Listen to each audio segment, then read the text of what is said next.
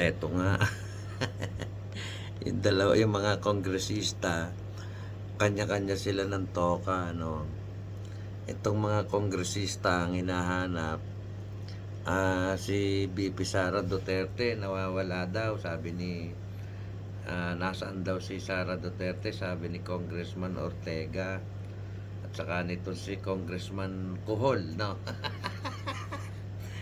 Hinahanap si Sara Duterte. Bakit daw inuuna pa yung dahig? Ayan, yung mga post nila yata yan. Ewan ko. Ayan ako naman. Ang sinasabi ko naman dito, Congressman Ortega, Congressman Kuhol, yung baha na yan, oo nga't bumabaha. Kaya lang yung baha kasi natin dahil sa ninakaw ng mga kasamahan nyo. Ewan ko kung kasama kayo sa nagnakaw,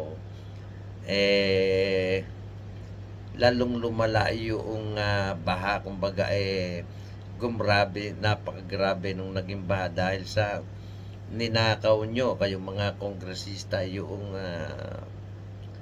flood control budget. Tapos ngayon ang hinahanap niya si Sara Duterte. Hindi ba po pwedeng ang hanapin nyo na muna yung mga kasamahan nyo at yung sarili nyo, at bakit ka mo sarili nyo? Kasi kayo yung mga mga itinuturo dito na may mga flood control budget, diba? Tapos ang hinahanap nyo si Sara Duterte. Sinasabi nyo, nasaan ka Sara Duterte? Bumabaha, bumabagyo, nandiyan ka sa dahig. Diba? Tignan mo yung mga kanya-kanya ng propaganda ito. Ito naman si Boying at saka ito si Soto. Nililito nyo si Senator Bato, no? At bigla niyong dadamputin at kumbaga para mga magnanakaw nga, pati sa magnanakaw na kayo ng budget, pati ba naman sa sa estilo parang kay Presidente Duterte gagawin nila diyan kay Bato, no? Kikidnapin nila yan. Kaya lang ang problema kasi dito,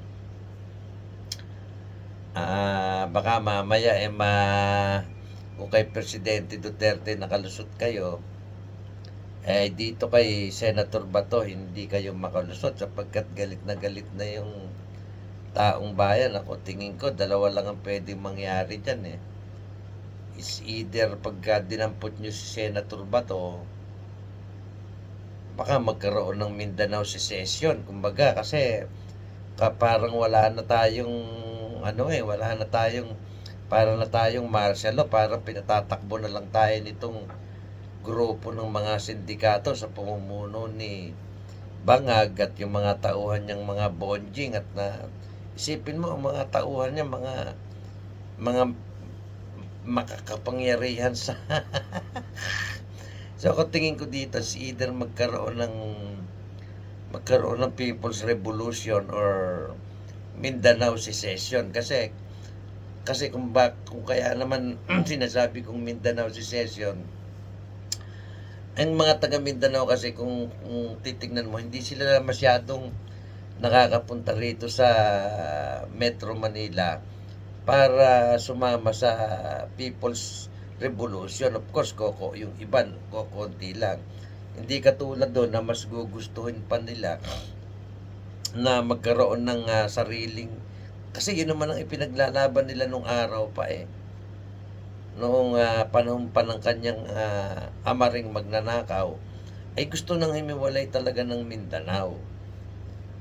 Ako sa tingin ko, kung talagang hindi titigil itong ganitong estilo nitong administrasyon na ito, kung hindi man magkaroon ng revolusyon dito sa Central Luzon, baka magkaroon dyan sa Mindanao at himiwalay yung mga yan. Ako, yun ang tingin ko.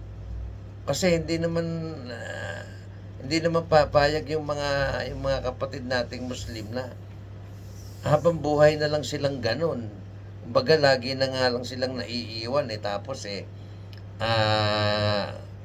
yung mga politikong taga Central Luzon, panayang nakaw, tapos hindi naman nakukulong. 'Di ba? So, hindi mo rin masisisi yung mga yun, sana naman wag nilang gawin yan, pero ako tingin ko, kung hindi talaga magre-resign ito si Bongbong Marcos at ipipilit niya na siyang mamuno dito sa bansa natin sa kabila ng bumagsak na ang ating ekonomiya at yung tiwala ng tao ay bumagsak na rin, baka nga maisipan ng mga taga Mindanao na sila ay humiwalay na. Pagkat hindi naman sila nakakapunta sa Metro Manila para sumigaw-sigaw, 'di ba? So kaysa siguro magsigaw-sigaw sila ron, kasi alam niyo yung Mindanao, napakayaman na lugar niyang Mindanao. Ang problema, ang nakikinabang lang diyan yung mga ibang politiko na mga ano, saka yung taga Central Luzon, of course. 'Di ba? Sana wag naman, kaya lang ako, ang tingin ko dito, 'yan yung magiging epekto niyan kung sakaling kasi tinira niyo na si Duterte. Taga Mindanao 'yan, titirahin niyo pa si Bato, 'di ba? Ay papalag na yung mga taga Mindanao niyan kasi puro 'di ba? Anong gagawin nila? Ihiwalay sila or pupunta sila ng Central Luzon? Sana wag naman, pero itong buwan na 'to at susunod na next 2 and 3 months, medyo challenging month 'to. At tagina.